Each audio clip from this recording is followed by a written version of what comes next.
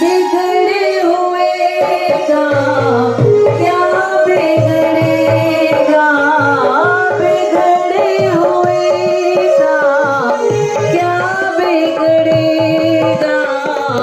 तुम ना सुनोगे तो कौन सुनेगा, तुम ना सुनोगे तो कौन सुनेगा, तुम ना सुनोगे तो कौन सुनेगा, तुम ना सुनोगे तो कौन सुनेगा। हाथ ऊपर करके बोलो कृष्ण कन्हैया। और एक बार आप सब लोग बोलेंगे, साथी हमारा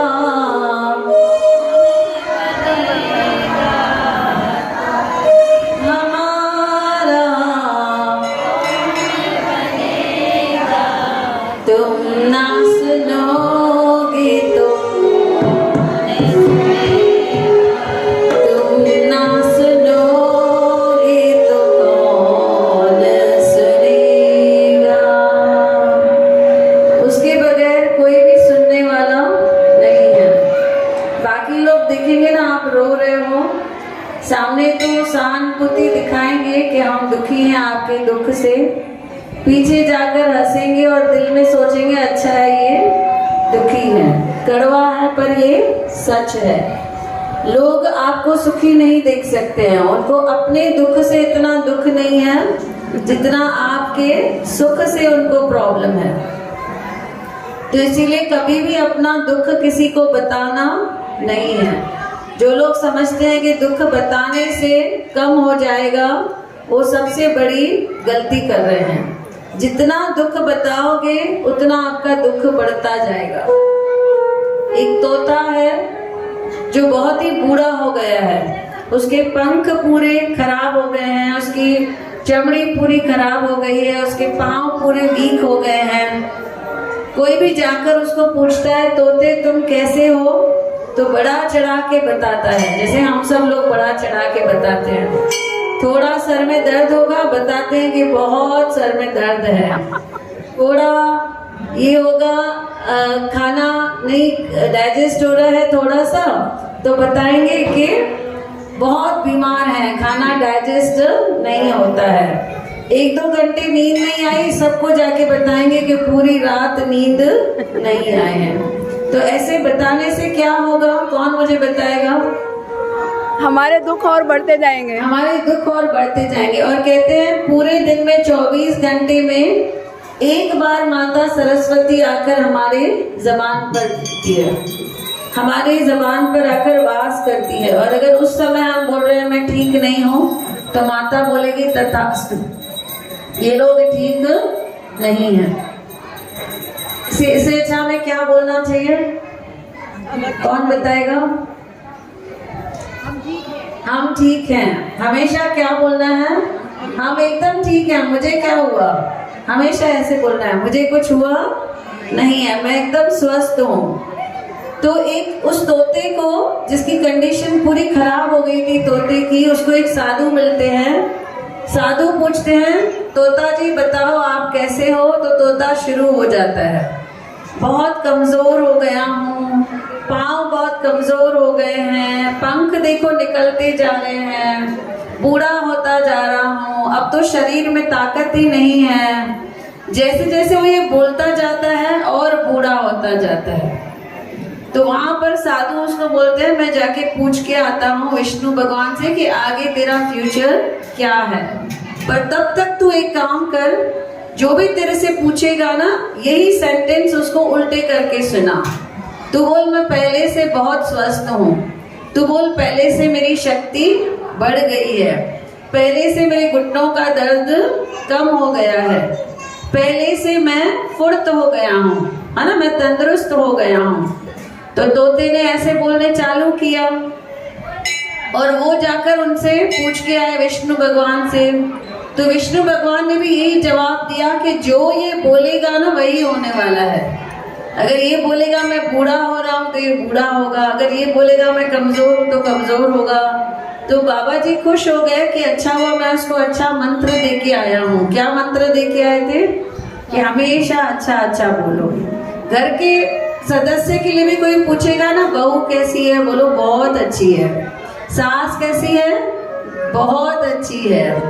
देवर कैसे हैं, बहुत अच्छे हैं। अगर हम बोलेंगे बच्चे, कोई पूछता है बच्चे कैसे हैं, आप शुरू हो जाते हो, ये तो पढ़ाई नहीं करता है, ये तो नालायक है, ये तो टीवी देखता रहता है, ये तो मोबाइल देखता रहता है, ये तो सोता नहीं है, तो वो वही कैच करेगा।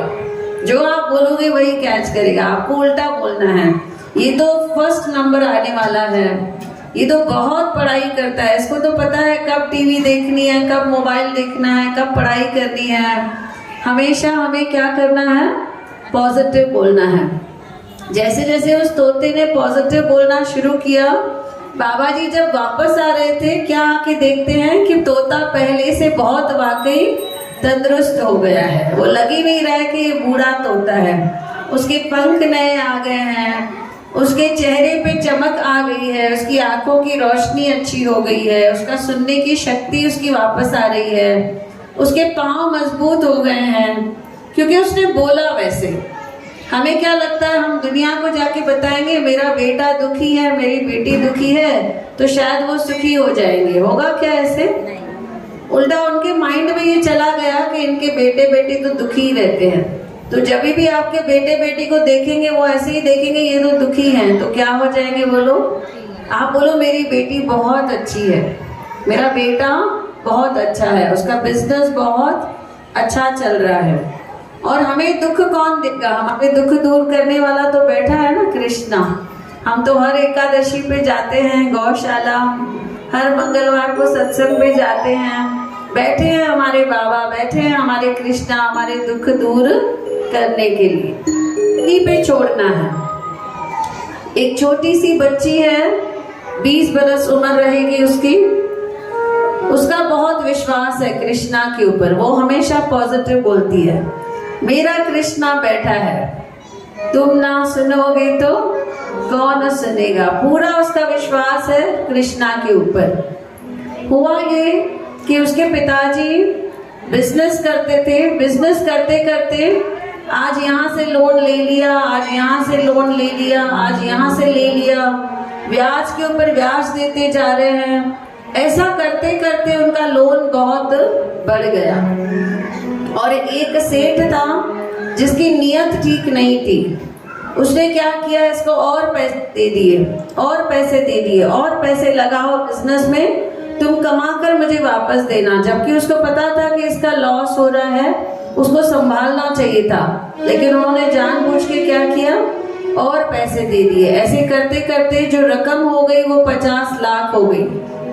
अब ये सेठ जी आकर उसके घर पे बैठ जाता था, उस छोटी बच्ची के पिता के घर पर आकर बैठ जाता था सेठ जी कि मेरे पैसे मुझे लौटाओ, मैं कुछ नहीं जानता, मुझे आज के आज मेरे पैसे चाहिए। तो ये जो गरीब आदमी था ये बहुत गिड़गिड़ाता था, कहता था कि मेरे पास पैसे नहीं हैं, जैसे आएंगे मैं थोड़े थोड़े करके आपको दे दूंगा। लेकिन इस सेठ जी का टॉर्चर बढ़ता जा रहा है, बढ़ता जा रहा है, बढ़ता जा रहा है, क्योंकि उसकी नीयत खराब थी।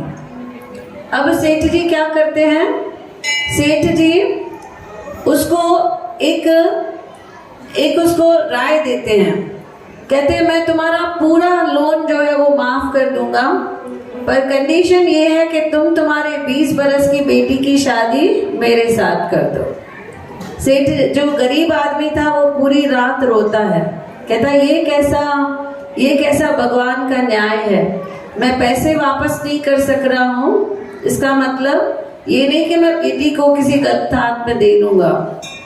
बेटी निश्चिंत बैठी है, बेटी को पता है कि मेरा कृष्णा मेरा रखवाला बैठा है। कहती है पिताजी आप बिल्कुल भी चिंता मत करो, मैं कृष्णा की दिन रात आराधना करूंगी, मैं दिन रात उनको पुकार करूंगी, वो हमें कुछ न कुछ आकर इसका जो हल है वो हमें देकर जाएंगे।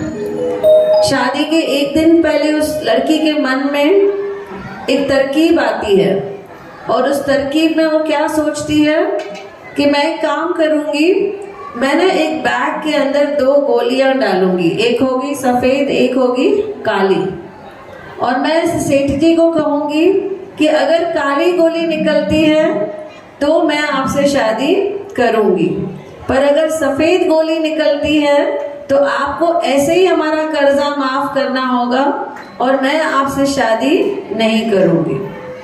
दोनों बेटी और पिताजी जाते हैं उस सेठ जी के पास। सेठ जी को ये तरकीब बताते हैं। सेठ जी बोलते हैं ठीक है, मैं अगर सफेद गोली निकली तो मैं छोड़ दूंगा तुम लोगों को, कर्जा भी नहीं लूंगा, पर अगर काली गोली निकली तो मैं इस लड़की से शादी करूंगा।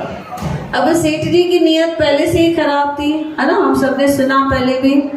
वो क्या करते हैं, उस बैग में, उस थैले में 2 काली गोलियां डाल देते हैं। क्या करते हैं, उस बैग में कितनी काली गोलियां, तो जब सेठ जी गोली निकालेंगे तो क्या होगा, काली निकलेगी, मतलब उसको शादी करनी है। कहीं से तो इस लड़की को बनत लग जाती है कि सेठ जी कुछ गड़बड़ करने वाला है।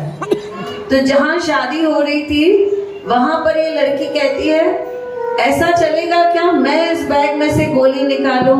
अभी सेठ जी को तो पता है दोनों हालात में कौन सी गोली निकलने वाली है, काली। बोलता है हाँ हाँ निकालो, आप निकालो। उसको तो पता है दोनों गोलियां काली हैं। जैसे ही वो लड़की हाथ डालती है उस थैले में, गोली जब बाहर निकलती है तो उसके हाथ में से वो गोली छूट जाती है। सब लोग ढूंढ रहे हैं उस गोली को, कहां से वो गोली ली नहीं रही है। शायद वहां पे कुछ गटर वगैरह होगा, वहां पे गिर गई है। अब पूरा ढूंढ रहे हैं, वो गोली मिल ही नहीं रहे हैं। अब कैसे पता चलेगा कौन सी गोली निकली थी, कौन बताएगा?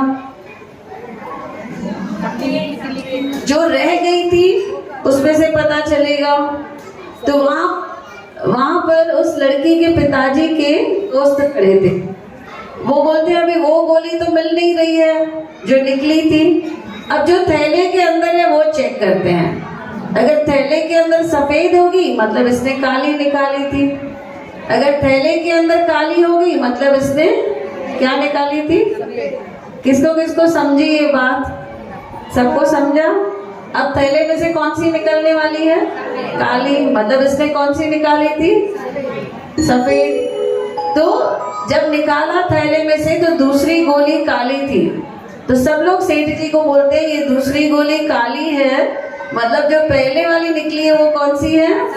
मतलब अब शादी नहीं होगी और कर्जा भी क्या हो जाएगा? माफ हो जाएगा। तो इस तरह से देखो बाप बेटी दोनों रो रहे थे। कुछ क्षण पहले तक भी वो रो रहे थे, उनको भी नहीं पता है कि वो कान्हा कैसे हेल्प करने वाला है, कैसे मदद करने वाला है।